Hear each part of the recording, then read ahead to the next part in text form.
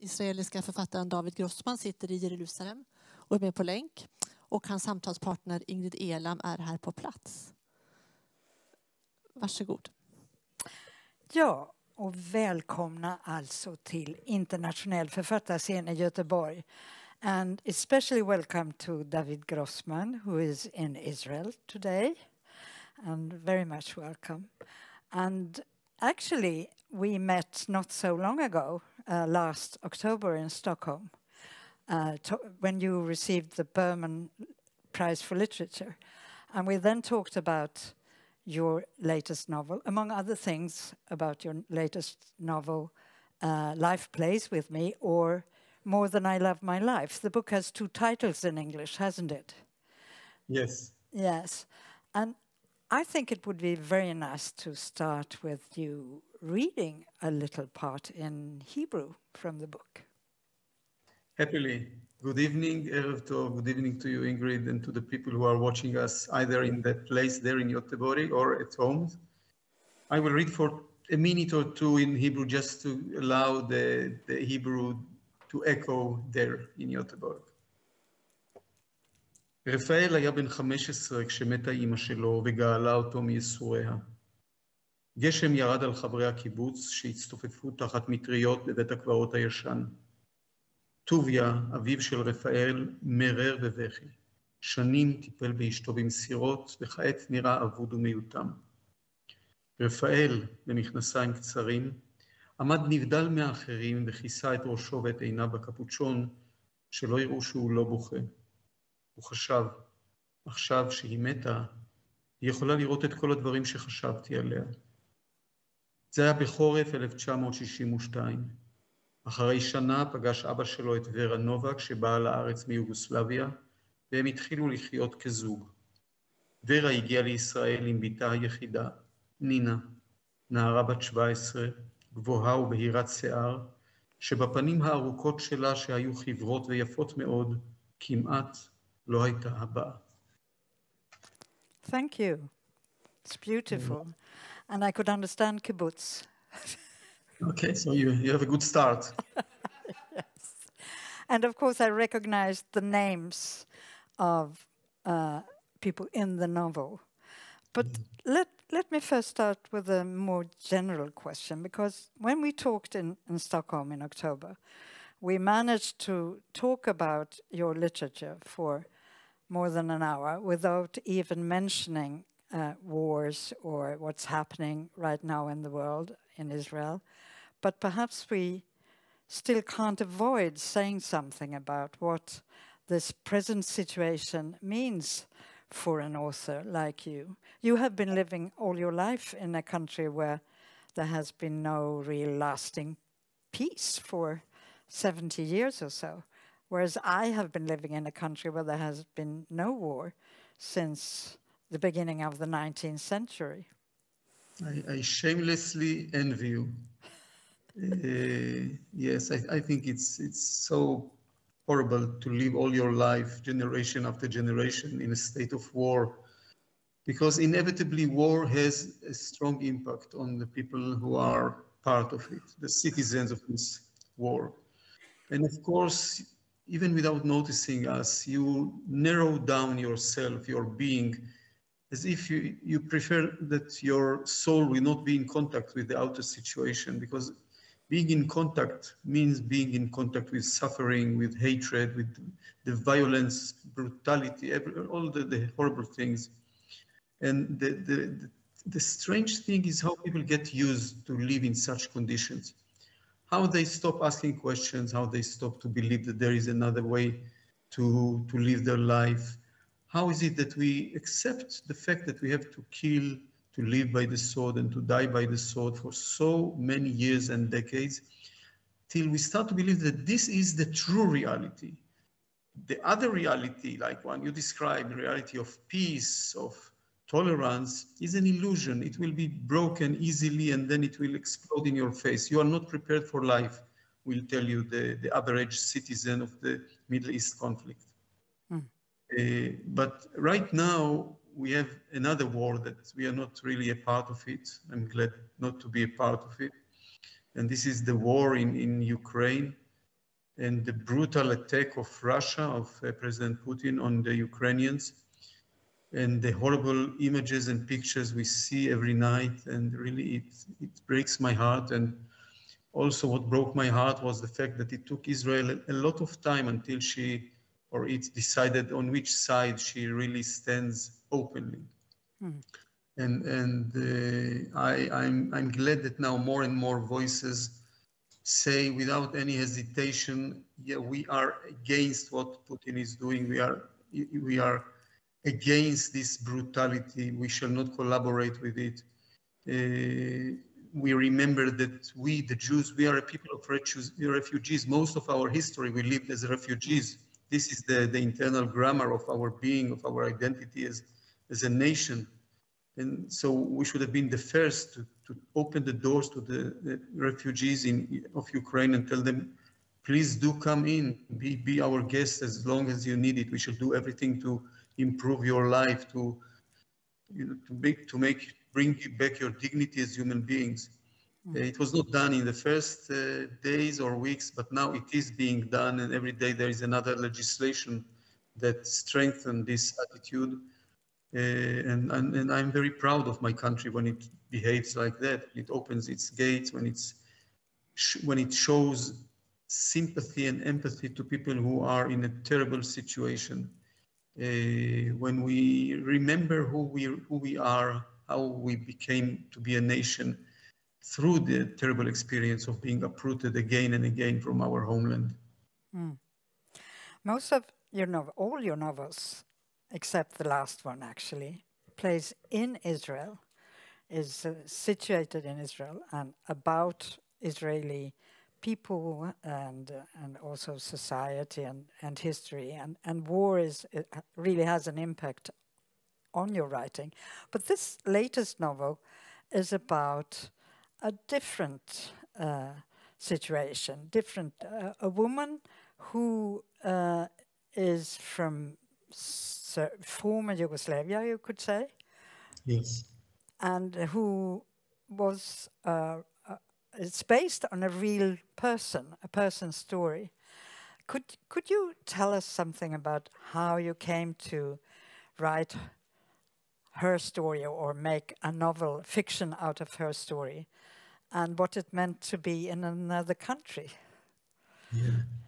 Well, I did not come to the story. The story came to me in this case, surprisingly, and I love such surprises. And one of the great benefits of being a writer is that people come and they deposit at your hands their story. And not always it's a story that I can do anything about it. And I tell them, you write it, it's your story.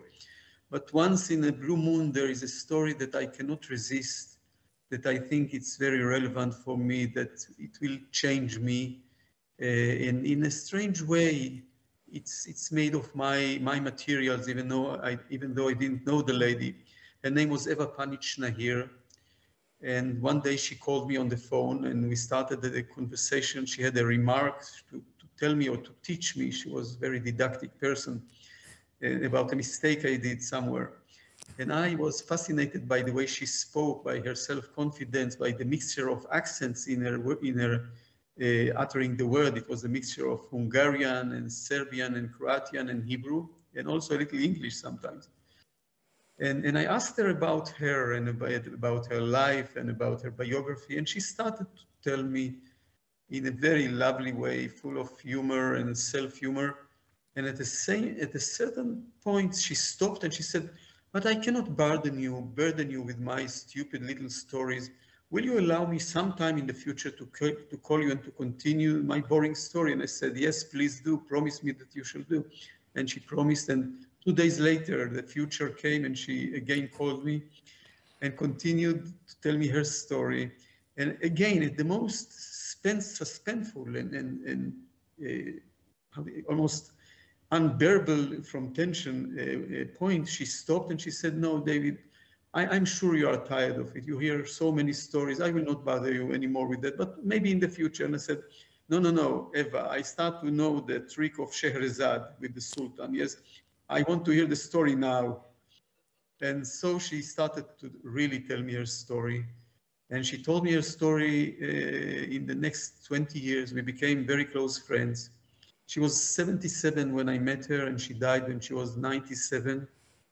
And in these years, again and again, she told me her story. She needed to tell it. There was, you know, if you suffer a trauma, you are trapped in it, and you must repeat it again and again and again.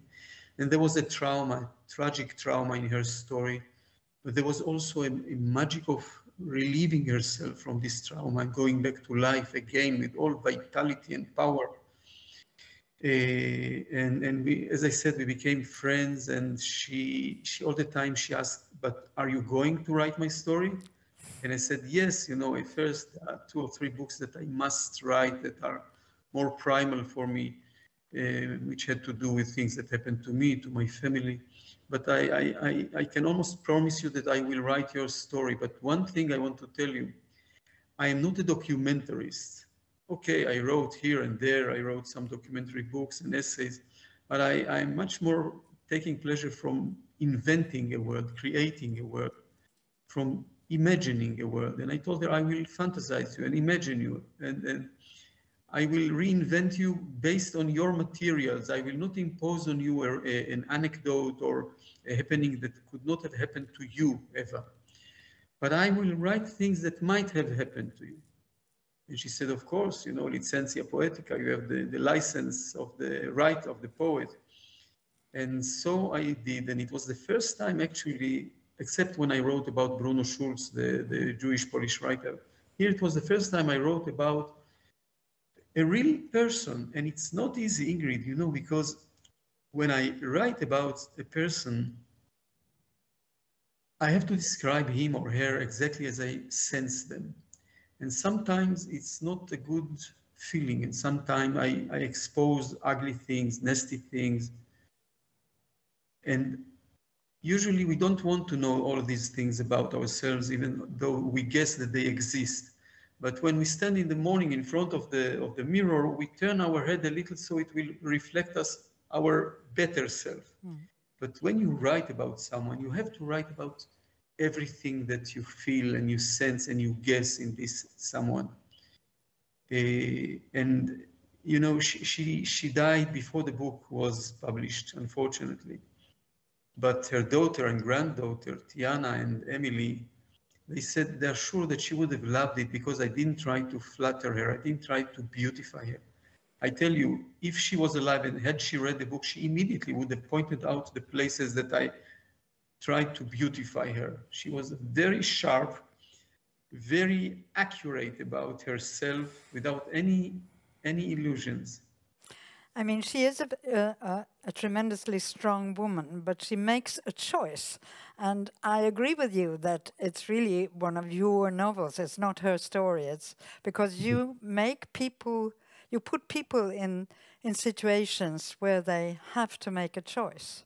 And it's an impossible choice often. And for her, certainly it is. And do you recognize this, that you make people choose? Because when I read To the End of the Land, På flykt från ett sorgebud, in Swedish. It has a different title in Swedish.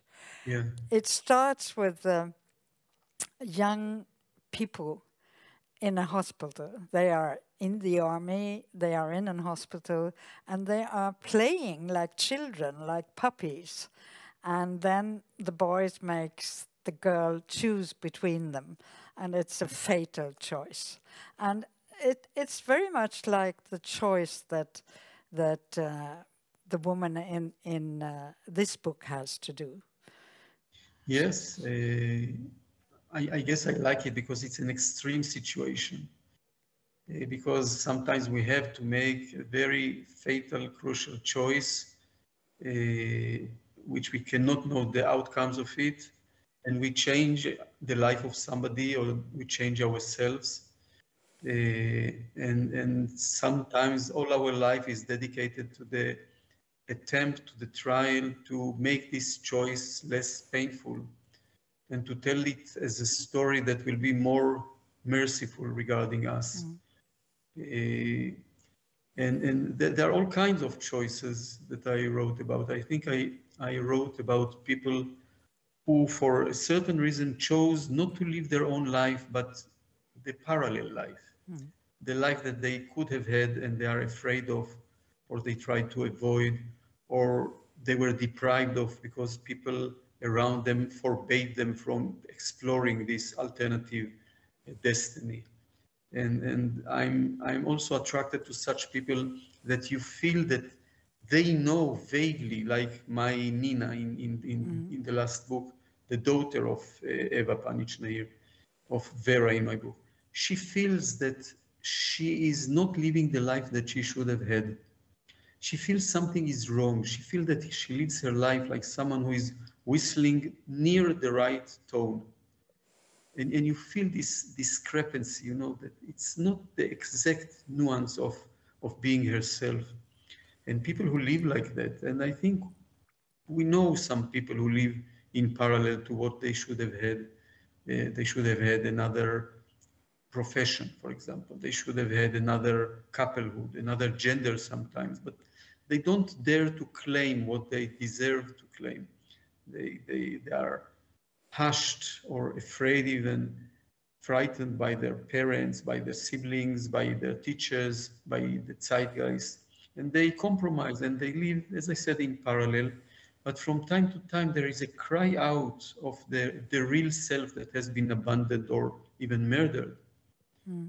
And how wonderful is that we have literature to allow us this second instance, you know, the place that we can appeal for another investigation of our case, and maybe this time we shall get the privilege, the natural privilege, to be ourselves, even though it will be painful or shameful, but we shall have the chance to be ourselves. This is what happened to my Nina, the daughter of Vera, that suddenly, and she's 60 something, 62, I think, suddenly she gets the chance to be herself. And there is such a relief about there, and such even sweetness, you know, suddenly, even if the truth you discover about yourself is very painful, but yet it is your truth and your life and yourself, and not anything that has been camouflaged or manipulated by others. So Nina is the teller in this novel. She talks of herself as I. She tells the story, and Vera, her mother, she's really herself all through, and she has never ceased being herself. Whereas Nina has been forced, or the circumstances, or what you usually call the arbitrariness of life, has made her. Did you ever hear me saying arbitrariness? Yes. Every other word, is arbitrariness. You make fun of me. I'm attracted by arbitrariness. I know. You've noticed. No, I think it's a significant point in our mentality, behavior. There are so many ways of arbitrariness, from the body that we got, or the soul that we got, or the life that we live, the circumstances of life that are imposed on us, the fact, for example, that we are doomed to live in war for so much time. And I'm fascinated by following people, how they behave in extreme arbitrariness. Do they comply with it? Do they justify it with very distorted ideologies and explanations? Or do they fight against them? Do they understand that even just to stand in front of arbitrariness starts to change your reality, even if you will lose in the end, but still you maintain your human face. And that's what fascinates me, how someone like Eva Panichnair gathered the power to stand in front of the horrible regime of Tito and not to surrender, not to give away her friends, not to tell about them that they were maybe supporters of Stalin as they were suspected. I don't think they were supporters of Stalin. What could they have done in order to maintain their human face in a reality that tried to obliterate their human face? How can someone like my character Wasserman in Sea Under Love, a book about how can we live after the Shoah, how was he able to maintain his uniqueness, his idiosyncrasy, in a place that was all meant in order to erase the secrecy and the uniqueness of human beings, of certain human beings, the Jews? And what do I ask myself, had I been in such reality that was trying to bereft me from everything that I had, from my family, my friends, my ability to write stories, or the place of stories in my life, and to erase all that, what would I have kept as the last thing that would maintain my identity and my being myself? And I can say that in order to understand it, I wrote the whole book of Sea Under Love.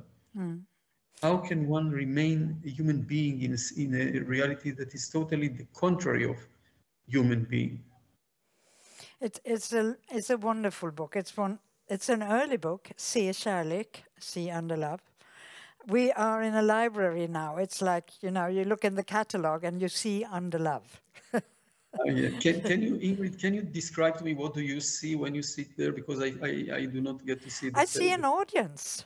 I see people, well, there's these lamps, and so I only see people as shadows because the lamps are so strong, but I can see there are people and I can hear them. I can hear them breathing and sometimes laughing and sometimes just sort of acknowledging what you're saying. So that is what I see. You don't see them. No, I see only you. I have no complaints. It's beautiful. Now you hear them laugh. Yeah.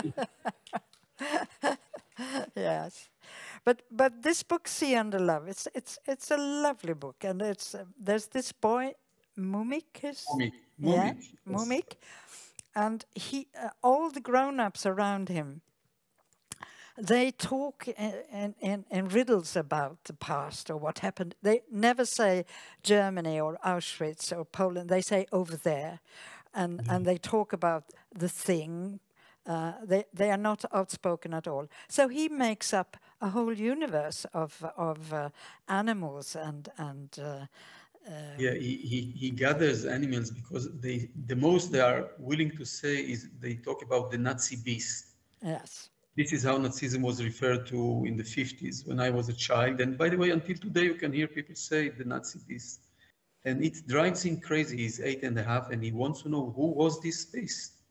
And nobody wants to tell him because they feel that if they told him, he will be infected, he will be polluted, he will not be the pure boy that he is now if he knows about the capacity of brutality of mankind. And so one day he asked Bella, the owner of the grocery store, who was this beast, Bella? And she took a puff on a cigarette and she gives a krechts. You know what a krechts is? It's a Jewish size. Yeah. Like that. Full of sorrows and hard memories. Full of tzures. Tzures, a lot of tzures, yes. And she says that the Nazi beast can come out of any creature, any animal, if it only gets the right food and nourishment. Now, of course, she says it with irony, but he is a very young boy and he takes her very seriously. Mm. So he starts to gather animals, a wounded raven that he found, or a cat, or a turtle, or a porcupine, or whatever, a bird that he found. And he puts them in cages in the cellar under the apartment of his parents, who are survivors from the Shoah. He raises the Nazi beast, waiting for the beast to come out of one of the animals there and to start doing what it did to all the tormented people around him. And he decided he will change the ways of the beast, that yes. He will convince her to be good again. Very naive, but he is very young. And well, maybe it's not so naive, you know, maybe we all wish that the beast will will be a little different. Well, you change history in that novel too, because one of the parts of the novel is about Bruno Schulz that you mentioned. And he actually was killed by a German SS officer in his own hometown on the street, but you make him survive. Yes, I brought him to life. I was fascinated by his writing. He's a genius. I mean, if what comes out of this evening is that people tomorrow will run to the bookstores and buy all the books of Bruno Schulz, I did my job. And I'm sure there is a very good translation to Swedish. Yes, there is, actually. Yeah. Bruno Schulz is really, in every paragraph of his, there is like an explosion of life and vitality and imagination and nightmares, all the layers, all the possible layers. But this is what you say in your books too all the time, that imagination, telling stories, imagining things, that will save us from sorrow. It saves us. It gives us life. It can bring back life to the dead also, like Bruno Schulz. He is alive, although, of course. Yeah. Well, yeah, I mean, it's such a complicated question. First, I'll say about the place of the imagination, that sometimes when you are in a terrible situation and still you have the ability to imagine yourself in another place, to imagine other relationship than what you have now. It is like you throw an anchor into the future and then you start pulling yourself towards this anchor. And in that sense, it's really a reviving quality. And it's something that can start to move you again. You know, you are not stuck, you are not trapped, you are not a victim of a situation, but you are able to retell the old story with new words. And I think that in every book that I've written, there is someone who is telling a story, old stories, or his own story or her own story to a listener, a good listener, a listener that can serve as a midwife and help him tell the story, but this time in a little different way, because usually we ourselves and other people that we meet, we have a kind of a legislative story, the story that we always tell when we meet a new acquaintance and we want to impress him or her, and we want to gain their sympathy or their mercy sometimes, or their love. And over the years, we learn how to tell this story in a better and better and more polished way. We are very good actors of our official story, until we forgot to check the option, the horrible option that we have become prisoners of our official story. We don't have any freedom to move out of this story. We are trapped in it. It prevents us from developing. It prevents us from being what we can do. Maybe we are now in a place in life that we are much more courageous, more clever, more generous with ourselves, with others. Maybe if we tell the story in new words and we just change the point of view a little, we might understand things that never occurred to us. For example, that also Mama had a Mama. Yeah? And also Papa has the right for psychology. Not only us, the sophisticated people, have the right to psychology. Also our parents deserve the mercy of psychology, of understanding, of feeling empathy towards them. And once we did it, the effect is amazing. You know, as if we liberated ourselves from a cell in prison. I tell it about individuals, but of course it applies to countries, to nations, and every nation needs a good story, a good legislative story when it starts, when it becomes a nation. And usually it's a story that praises this nation for how courageous the warriors of this nation are, and how strong, how clever they are, and how wonderful songs they wrote to praise their courage and all that. But maybe after some decades, it's good to look at our official stories as a nation and say, maybe we don't need that anymore with such intensity. Maybe we can be different. Maybe, by the way, we can allow the story of our enemy to infiltrate into our formal story.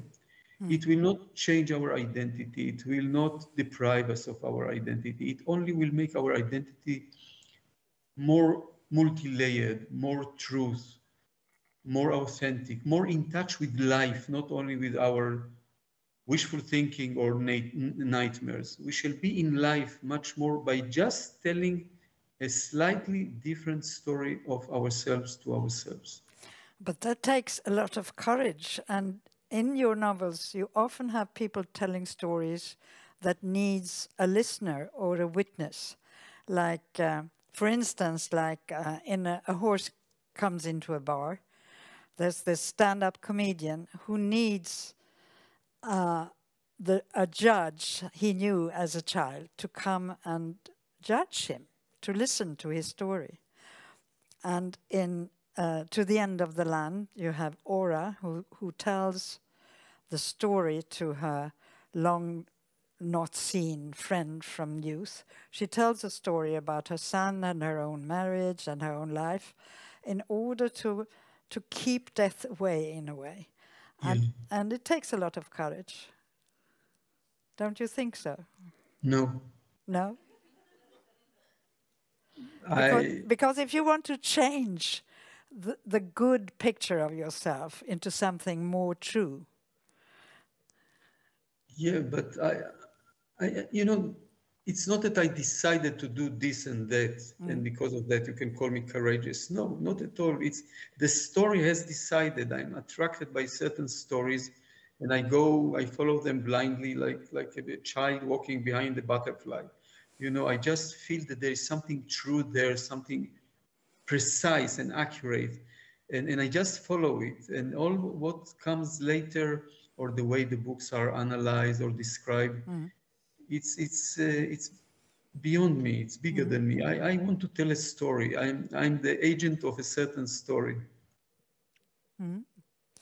Behind you, you have a beautiful painting of Galilee, I suppose. Yes. And in To the End of the Land, Ora and what's he called? The man. Avram. They make a long walk throughout the country. And actually, Vera in Life Plays With Me, or More Than I Loved My Life, whatever you call it, she goes back to the terrible concentration camp island where she was a prisoner for many years. Origolok, what's it? Goli Otok, yes. The naked island, because there was no vegetation on it at all. And this importance of going back to the soil, to walking in the country, it happens in many of your books, also in Fallen Out of Time. Is that something that just comes to you too? No, but I have to get to a point where the story is inevitable. I mean, usually I try not to tell a certain story unless it really becomes unbearable and needed to be born. And then I surrender to the story. And of course, when you talk about Falling Out of Time, the circumstance, I don't know how it is in Swedish, but Fallen ur tiden, Fallen Out of Time, yeah. It's a story that I wrote after we have lost my son Uri in the war in Lebanon, almost 16 years ago. And after Uri was killed, I felt that the only way that I have in order to survive and to stay alive is to write about what had happened, to write about this loss.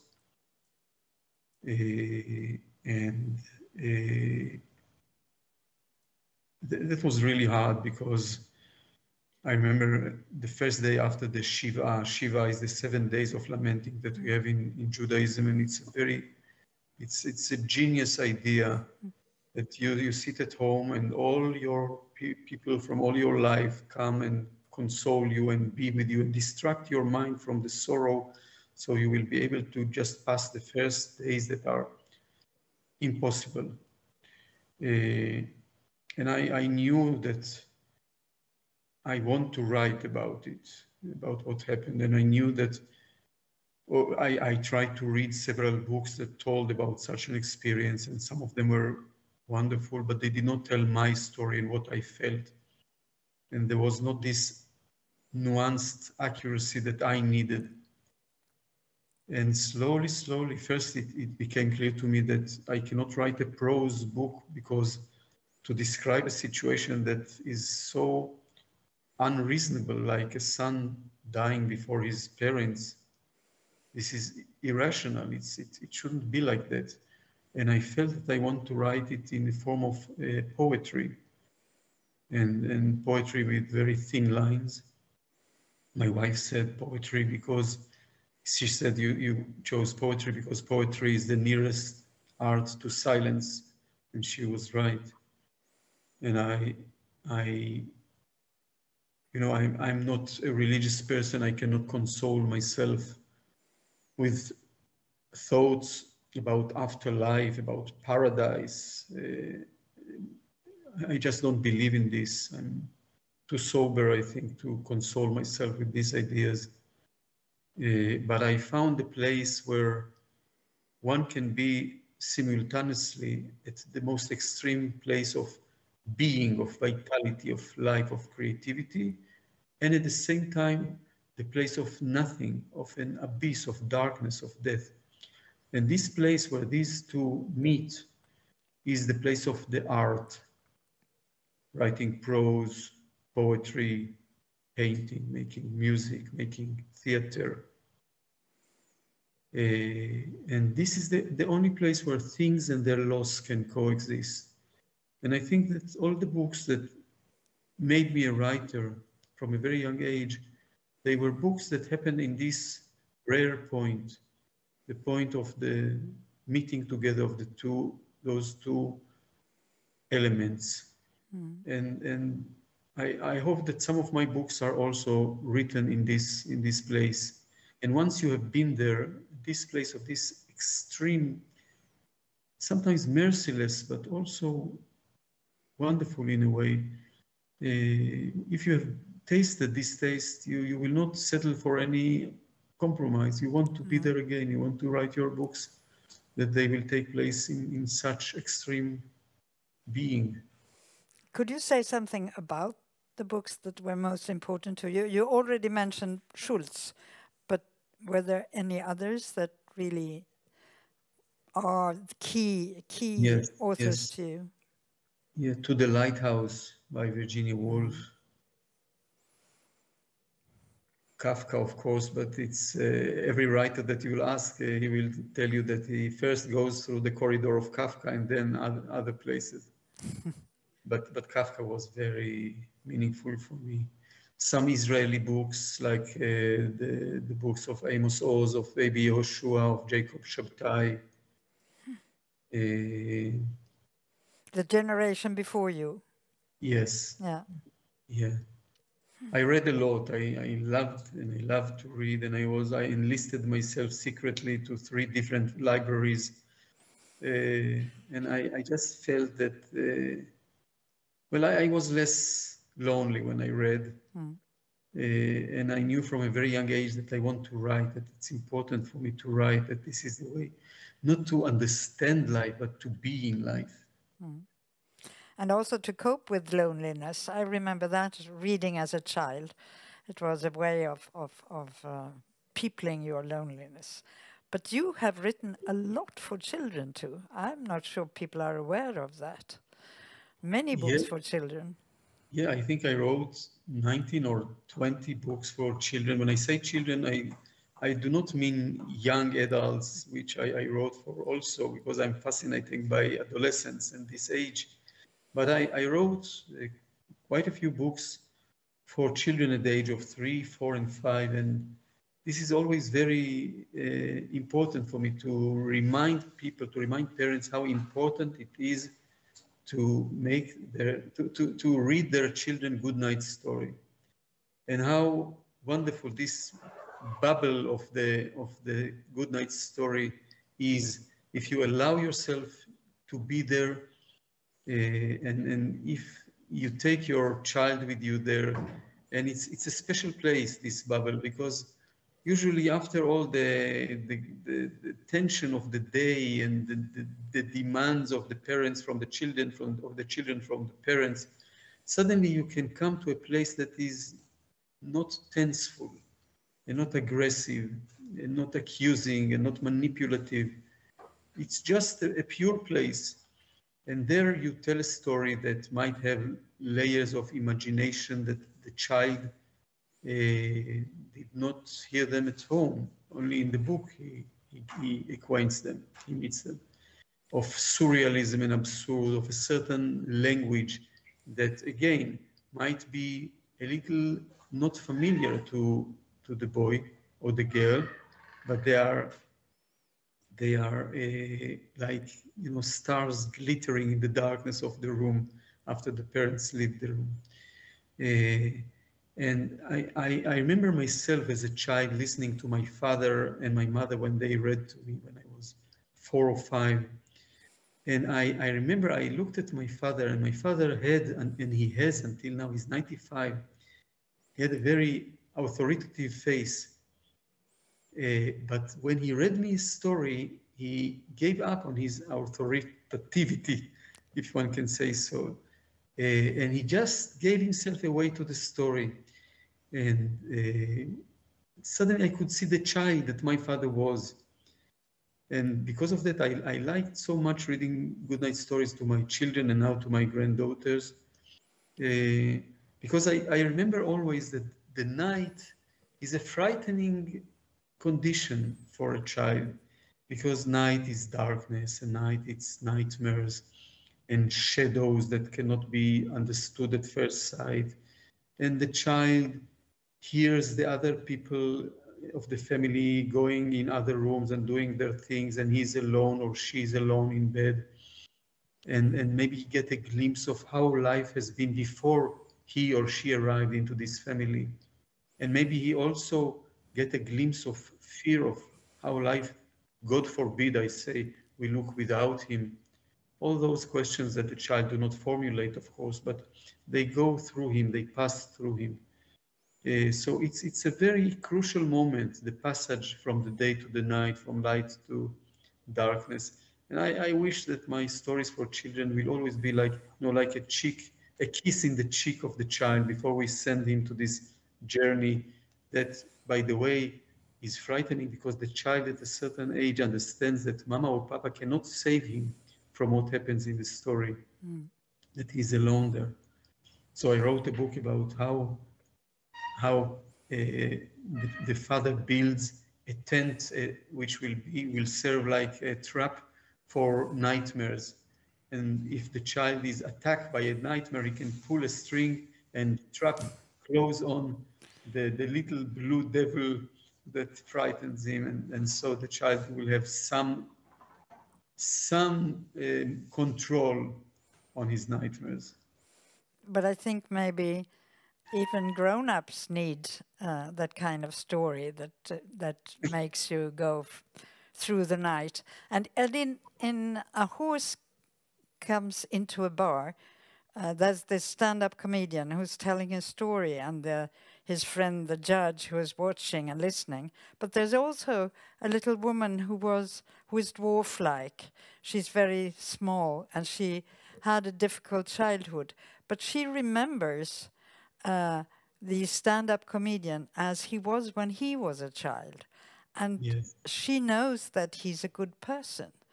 He doesn't know it himself, but she does.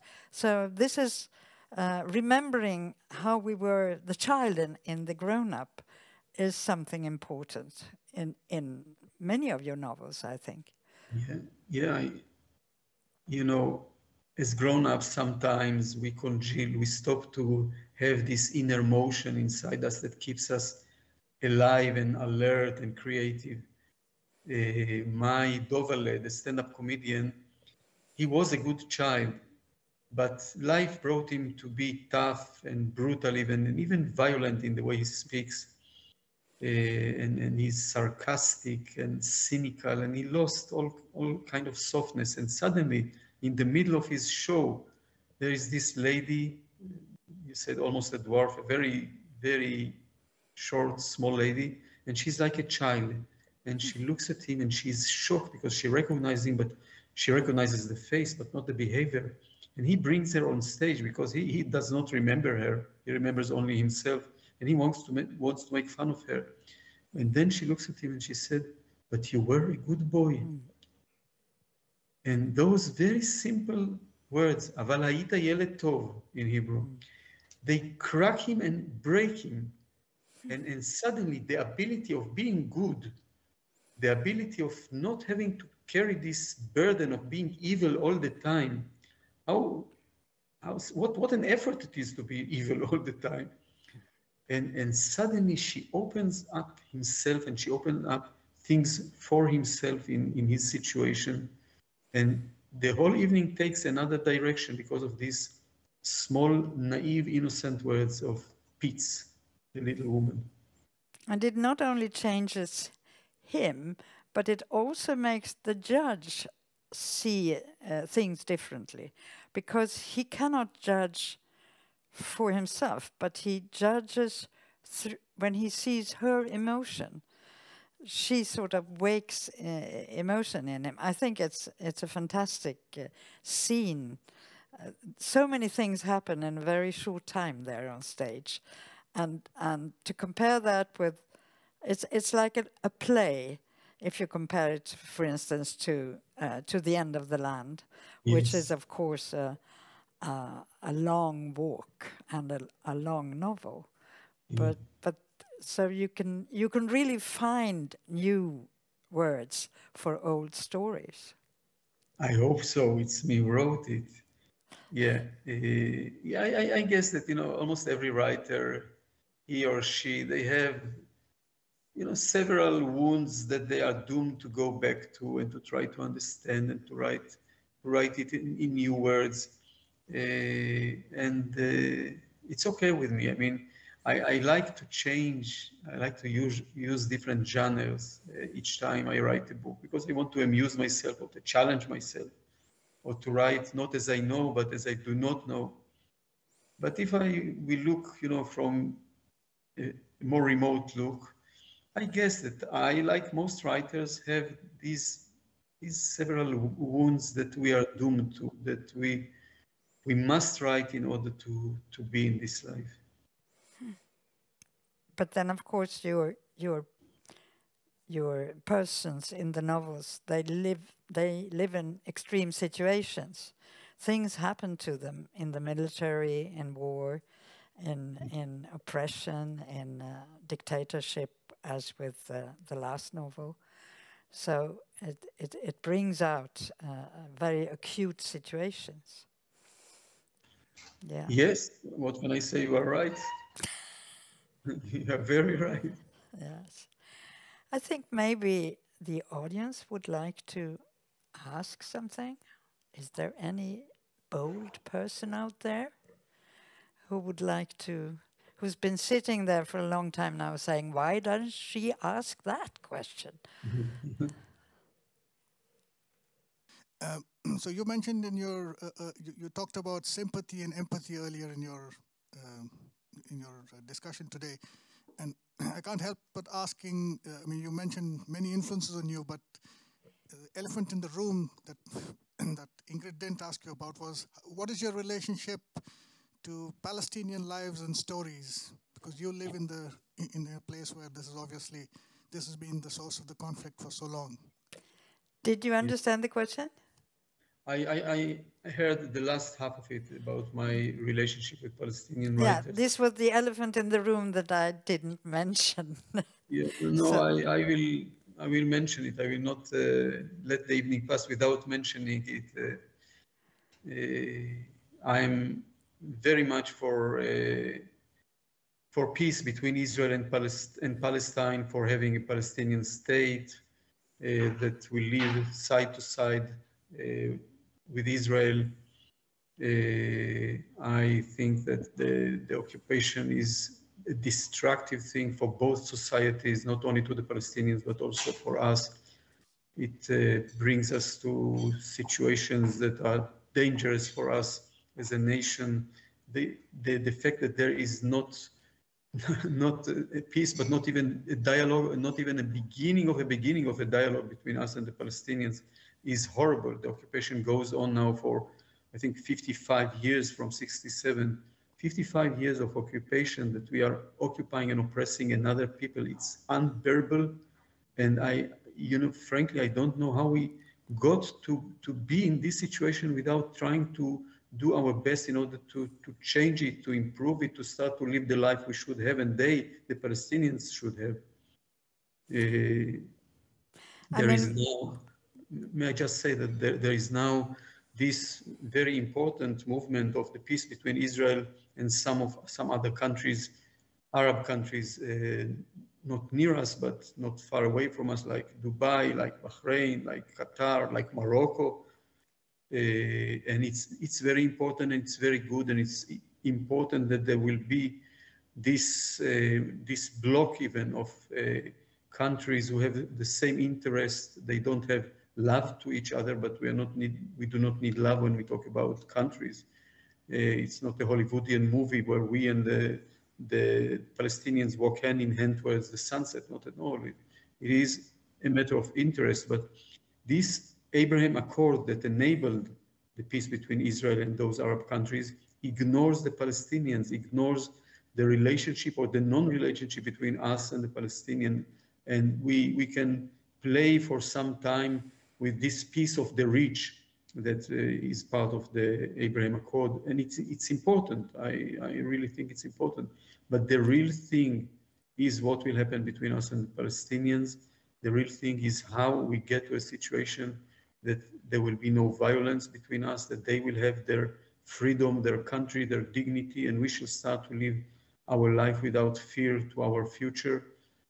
All these are crucial questions. It is not only a question of where the borders will pass, what settlements will be uprooted, the question of irrigation, of territory, of the juristic system, all this important, but the main thing is to be able to live in peace, to find a way that for the first time in our history, we shall have peace. And having peace is really a change, a deep change of mentality, of psychology, change of the heart, that you are able to live life without fear, that you use your energies and your talents and your budgets and the life of your young people. You use it in order to start to live life, not only to survive from one catastrophe to the next, to live your life, to live our life. I would just like to remind you of, perhaps you don't know, but you go a long way back with this. You wrote a book of reportage, yes, The Yellow Wind. Yeah, I wrote, actually I wrote first, before that in '83, I wrote the first novel to be written in Hebrew about the occupation. And I can say that not many followed this way, but it's called The Smile of the Lamb. It was written in '83, and it's written about the horrible life, the horrible everydayness life of the occupation. And then in '87, I went for another 10 weeks in the occupied territories and documented it and published it with the Yellow Wind. This is the name. And ever since then, I wrote hundreds of articles, and I did a lot of speeches. It's a very major thing in my life. And I think it's a major thing. What is more important, it's a major thing in the destiny of Israel. Thank you. Anyone else? Hi, my name is Klaus, and I wonder, what's your favorite breakfast? And also, do you use pen and paper, pencil or paper for writing, or do you have a computer or a typing machine, typewriter? Are you gathering writers' breakfasts? No, it's just Just a question. Your favorite breakfast, and if you write with pen and pencil? Listen, breakfast is too intimate for these circumstances. We are not alone. But I start to write long-handedly and with a pen. And I like the effort of the hand, of the writing hand. And even though it's slower than the computer, I will stick with it until it will become inevitable. And then I move to a computer and I write many versions. Every book I write a version after version, because only by writing these versions, I understand what I want to write about and what I have to peel the layers of resistance to the story that is frightening for me or more too demanding. It's like peeling, layer after layer of cataracts, but not only from the eyes, but from your soul and your whole being. And then after I have dozens of notebooks of school where I write long-handedly, then I move to the computer, and then it starts to be a little different. And then I start to read it as the reader will read it, as someone whom I do not know. Thank you. I think that was a very nice ending, actually. Thank you so much. Thank you, Ingrid. Thank you, whole audience that I do not see. Sorry. Thank you, the audience. And it's 10 to 8 now in Jerusalem, isn't it? Or 5 to 8. Yeah. 5 to 8. Yes, it's 1 hour later. So have a good rest of the evening. Yeah, I will have a dinner, and I'm not going to tell you what it consists of. Too intimate. Thank you. Goodbye. Bye, Ingrid. Thank you for the talk. Bye.